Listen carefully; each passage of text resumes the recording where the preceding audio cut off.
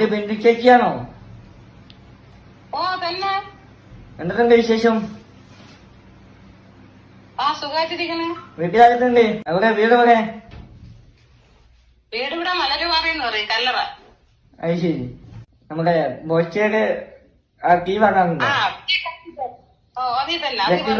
Tea വാങ്ങാറുണ്ട് അല്ലേ?